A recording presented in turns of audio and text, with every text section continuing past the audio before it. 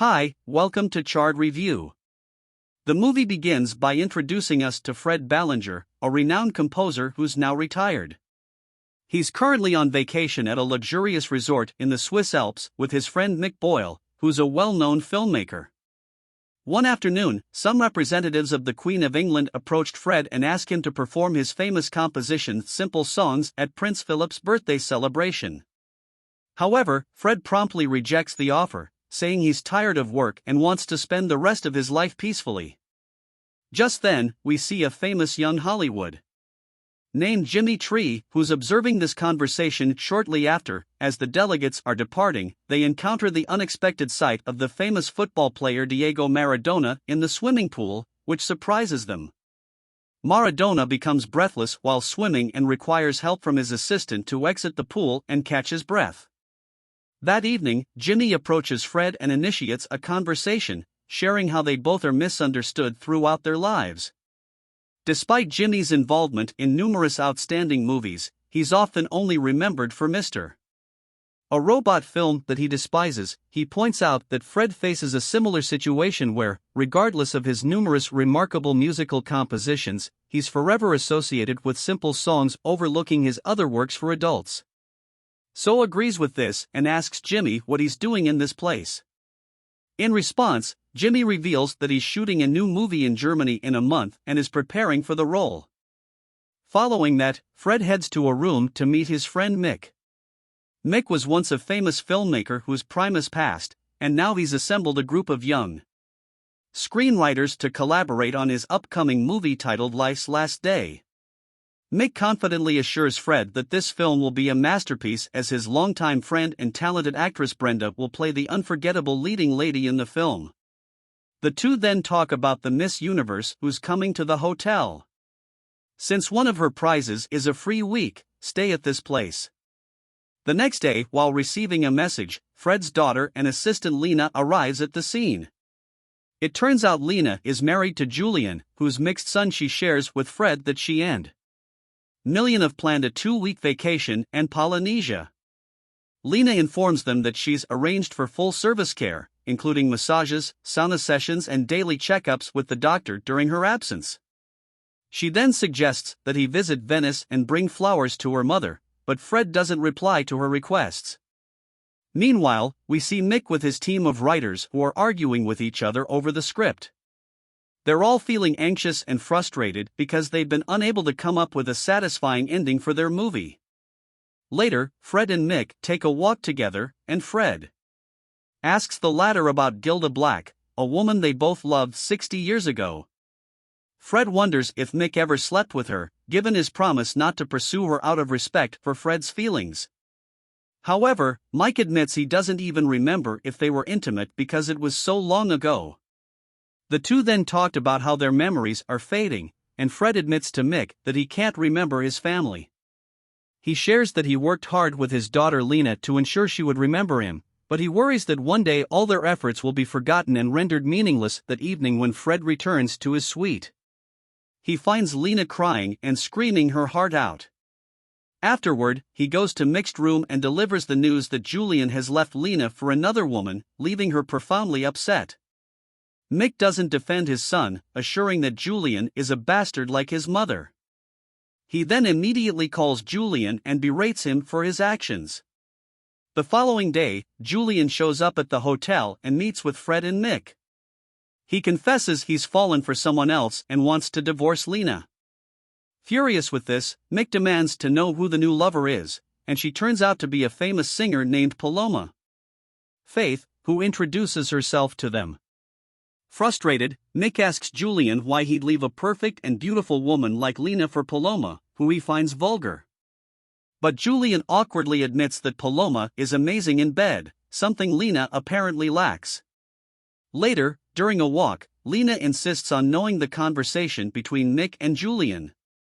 Fred assures her that the other woman is unattractive and insignificant compared to Lena.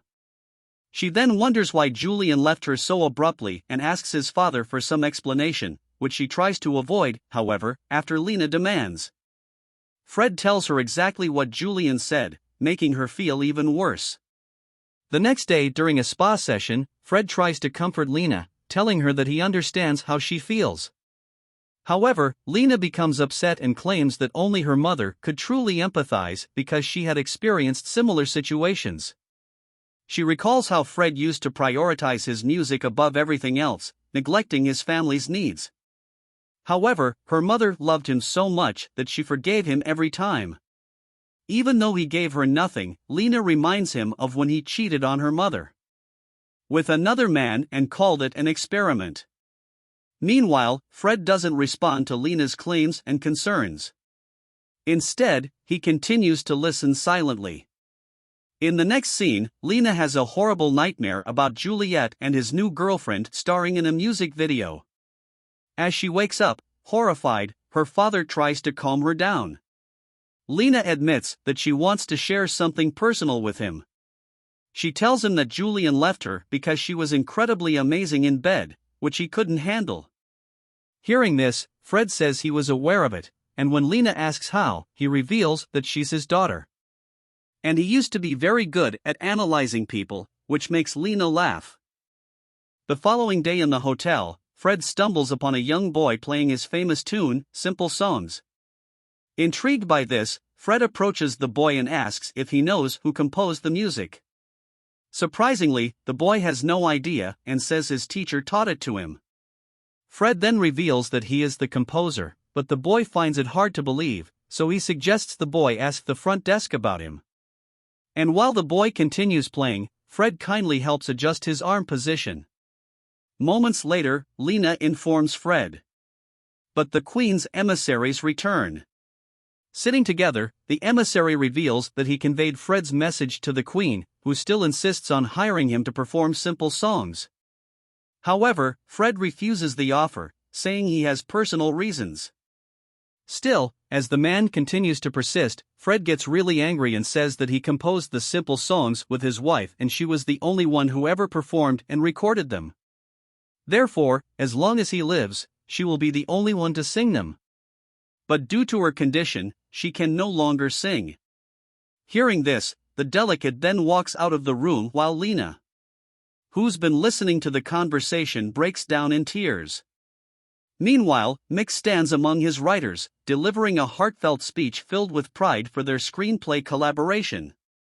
He admits that despite making 20 movies in his life, this particular film holds special significance as his emotional, intellectual, and moral testament. As he toasts the movie, one of the writers asks about the ending, which hasn't been finalized yet, but Mick's confident that he'll come up with it sooner or later. Later, as Fred relaxes in the pool with Jimmy, the little boy from earlier approaches Fred and says that he confirmed his identity with the hotel staff. The boy reveals that ever since Fred adjusted his elbow position, his violin playing has greatly improved and feels more natural. Fred tells them that it's because he's left-handed. Just then Maradona, who happened to overhear their conversation, joins in and reveals that he's also left-handed. Jimmy then remarks that the whole world knows this fact, after which Maradona thanks him and walks away. In the next scene, Lena goes to stay by the pool and a guy named Luca is instantly captivated by her beauty. He then approaches her and introduces himself, saying he's a mountaineer and is currently teaching lessons in the hotel. Lena also introduces herself, and they engage in a delightful conversation afterward. Luca carries a small girl on his back, teaching her climbing techniques, while Lena watches in astonishment. Meanwhile, we see Maradona at the tennis court excitingly playing with tennis balls as a football that evening, while Jimmy's sitting with the others. Miss Universe approaches them and says she's a big fan of his. She excitedly brings up his most popular movie, Mr. Q, which leaves Jimmy feeling frustrated. She then says how she wants to be an actress, but Jimmy is not interested in the conversation, so he sends her away. The following day, Jimmy decides to undergo a transformation, cutting his hair and completely changing his appearance to look like Hitler. As he steps out into public, people are shocked and captivated by his new look. In the evening, still dressed as Hitler, Jimmy meets with Mick and reveals that he's been observing the hotel guests for a week. He then states he must decide whether to tell the story of horror or desire.